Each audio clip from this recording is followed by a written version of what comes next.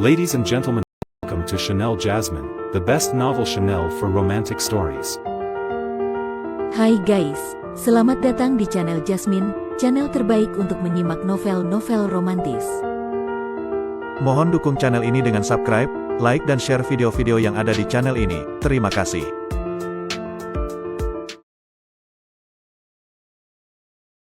Kaisar Agung Seni Bela Diri Bab 1403. Para murid Sekte Abadi ini seharusnya memiliki beberapa barang berharga. Di sebuah hutan pegunungan yang sangat jauh dari kota Wanggu, Luo Xiu membalikkan tangannya dan mengeluarkan 5 buah cincin penyimpanan.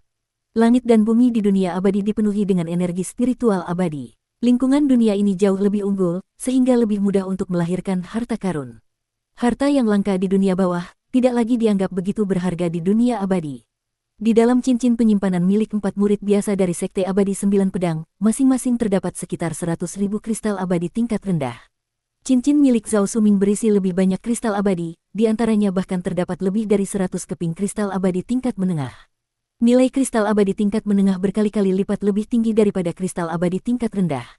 Selain itu, ada juga banyak material dan beberapa tanaman obat abadi. Panen kali ini bisa dibilang sangat melimpah. Aku telah membunuh orang bermarga Zhao itu, beserta 4 murid Sekte Abadi 9 Pedang. Aku sudah pasti tidak bisa kembali ke kota Wanggu. Dengan kecerdasan kakak tertua, dia pasti tahu apa yang harus dilakukan.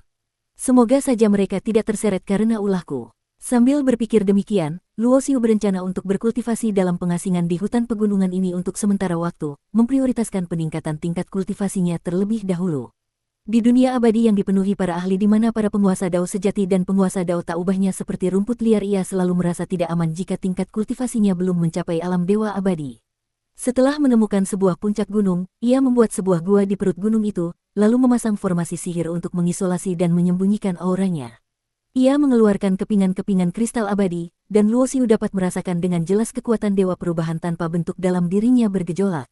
Dengan jiwa Dewa Abadi Taisang untuk menempa jiwa dan tubuh Dewa Abadi Taisang untuk menempa tubuh, orang biasa yang ingin menyerap kristal abadi sebanyak ini, bahkan dengan teknik kultivasi tingkat atas sekalipun, akan membutuhkan setidaknya 100 tahun.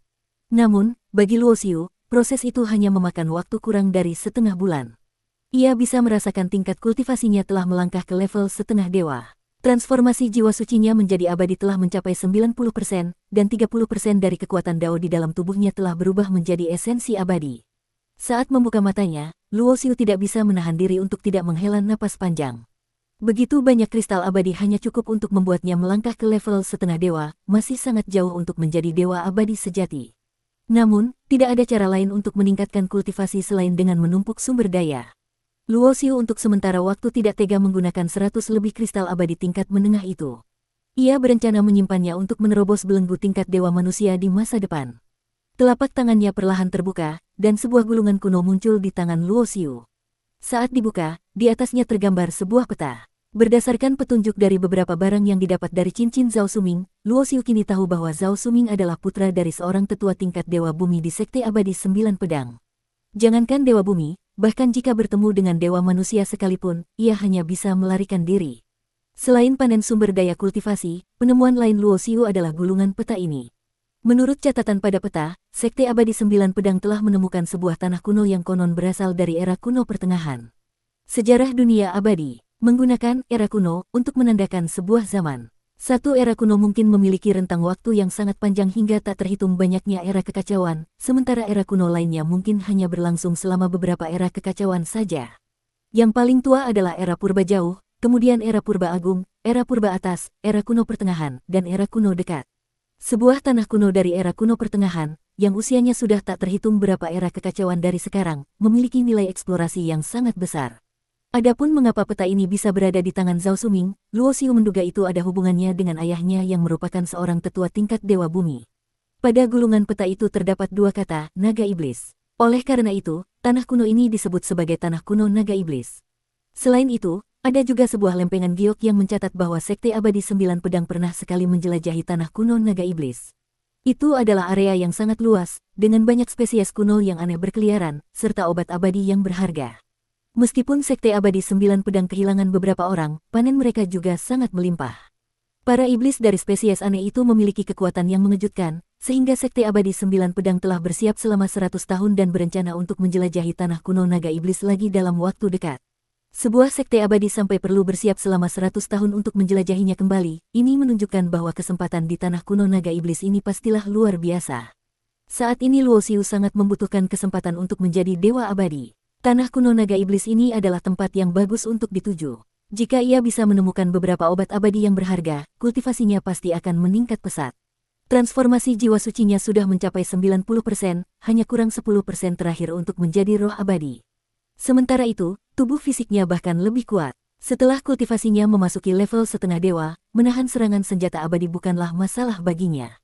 Bahkan jika menghadapi bahaya yang tidak bisa ia lawan, ia bisa menggunakan kecepatan cakram dawa abadi untuk melarikan diri. Setelah membuat keputusan, Luo Xiu segera berangkat menuju lokasi tanah kuno naga iblis. Menurut deskripsi di lempengan giok dan peta, tanah kuno naga iblis sangatlah luas. Bahkan jika orang-orang dari Sekte Abadi Sembilan Pedang juga pergi ke sana, selama ia berhati-hati untuk menghindar, mereka belum tentu akan bertemu. Pada saat yang sama, ia mengeluarkan mutiara komunikasi, tetapi menemukan bahwa jaraknya terlalu jauh, sehingga tidak dapat menghubungi Qin Zan dan Dugu. Sepertinya kakak tertua sudah membawa kakak kedua meninggalkan kota Wanggu. Memikirkan hal ini, Luo Xiu merasa lega. Sebab, jika Sekte Abadi Sembilan Pedang melakukan penyelidikan, mereka akan menemukan bahwa mereka bertiga datang bersama. Jika mereka tidak bisa menemukannya, mereka pasti akan mengincar Qin Zan dan Dugu. Karena mereka berdua sudah pergi, maka mereka pasti tidak akan mudah ditangkap oleh orang-orang dari Sekte Abadi Sembilan Pedang. Tanah kuno sulit ditemukan karena sebagian besar berada di dalam lingkungan langit dan bumi yang khusus, terkadang dengan ruang dan waktu yang kacau, atau tersembunyi oleh formasi sihir. Berdasarkan petunjuk dari peta, Luo Xiu berhasil memasuki tanah kuno itu. Di sini, pepohonan purba menjulang tinggi ke langit, dan udara dipenuhi dengan aura kuno serta energi spiritual abadi yang pekat. Baru saja melangkah masuk, seekor ular piton raksasa beraneka warna tiba-tiba melesat keluar dari dahan pohon kuno. Kecepatannya luar biasa, dan dari mulutnya ia menyemburkan kabut beracun hitam yang mengkorosi udara hingga mengeluarkan suara. Gemeretak, ekspresi Luo Xiu tidak berubah. Dengan satu kibasan lengan baju, embusan angin kencang bertiup, meniup kabut beracun hitam itu hingga lenyap. Segera setelah itu, ia menjentikkan jarinya, menembakkan seberkas energi pedang yang cemerlang. Dengan suara, dengus ular piton raksasa itu terpotong menjadi dua di bagian tengah tubuhnya. Monster iblis yang sebanding dengan tingkat penguasa Dao sejati. Luo Xiu bahkan tidak melirik bangkai ular beracun itu. Material dari monster iblis tingkat ini tidak lagi menarik perhatiannya. Dan ini baru di area terluar dari tanah kuno. Monster iblis yang muncul secara acak saja sudah setingkat penguasa Dao sejati. Bisa dibayangkan betapa kuatnya monster yang akan ia temui jika masuk lebih dalam. Oleh karena itu, Luo Xiu tidak berani lengah. Indra spiritualnya terus disebar, mengingat bahkan Sekte Abadi Sembilan Pedang yang dipimpin langsung oleh seorang dewa abadi untuk menjelajahi tanah kuno ini pun pada akhirnya menderita kerugian besar. Beberapa saat kemudian, Luo Xiu melihat banyak obat dewa, tetapi obat dewa sudah tidak berguna baginya. Hanya obat abadi yang ia perlukan, jadi ia tidak memetiknya. Roar, auman harimau yang menggetarkan langit dan bumi terdengar, begitu keras hingga mampu meretakkan batu dan membuat dedaunan dari pohon-pohon kuno yang menjulang tinggi berguguran. Luo Xiu menoleh ke arah suara itu dan melihat seekor harimau hitam sebesar gunung. Aura buas mengerikan yang terpancar dari tubuhnya membuat ratusan binatang buas di antara pegunungan tunduk padanya. Harimau iblis yang lebih kuat dari dewa manusia. Luo Xiu meliriknya dari kejauhan dan dengan tegas memilih untuk berjalan memutar. Auman harimau itu jelas merupakan deklarasi bahwa area tersebut adalah wilayah kekuasaannya. Tak lama kemudian, Luo Xiu melihat sebuah danau besar. Permukaan danau itu berkilauan, dan segala sesuatu di sekitarnya tampak tenang. Tiba-tiba, tatapan Luo Xiu menajam. Ia melihat di tepi danau besar itu ada sebuah rumpun bunga. Di tengah rumpun itu, ada sekuntum bunga ungu kecil yang sangat tidak mencolok. Tetapi jika dilihat lebih teliti, bunga ungu kecil itu sesekali akan memancarkan cahaya. Bunga Xiang, senyum tersungging di wajah Luo Xiu.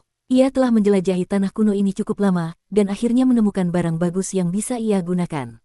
Bunga Xiang adalah sejenis obat abadi. Mungkin inilah keajaiban alam, semakin berharga sebuah obat abadi, penampilannya justru semakin tidak mencolok. Sejauh yang Luo Xiu tahu, bunga Xiang adalah bahan utama untuk meramu pil abadi Yunyang, dan pil abadi Yunyang adalah pil yang digunakan oleh para ahli tingkat dewa manusia untuk meningkatkan kultivasi mereka. Ketika masih di dunia bawah, Luo Xiu juga pernah mengumpulkan beberapa resep pil abadi. Hanya saja, obat abadi sangat sulit ditemukan di dunia bawah. Bisa menemukan satu tanaman saja sudah sangat luar biasa, apalagi mengumpulkan cukup bahan untuk meramu satu tungku pil abadi, itu hampir mustahil. Terlebih lagi, di dunia bawah sama sekali tidak ada orang yang mencapai keahlian tingkat master pil abadi, terutama karena tidak ada cukup obat abadi untuk dijadikan bahan latihan. Luo Xiu sebenarnya sudah lama bisa meramu pil dewa tingkat penguasa Dao sejati. Jika ia bisa menemukan cukup obat abadi di sini, ia yakin bisa mencapai tingkat master pil abadi dalam waktu singkat. Dengan begitu, ia bisa meramu pil sendiri, dan kecepatan kultivasinya akan meningkat pesat. Dengan sekelebatan, Luo Xiu mencabut bunga Ziyang itu. Seketika, aura dingin dan mencekam terpancar dari dalam danau besar, menyelimutinya.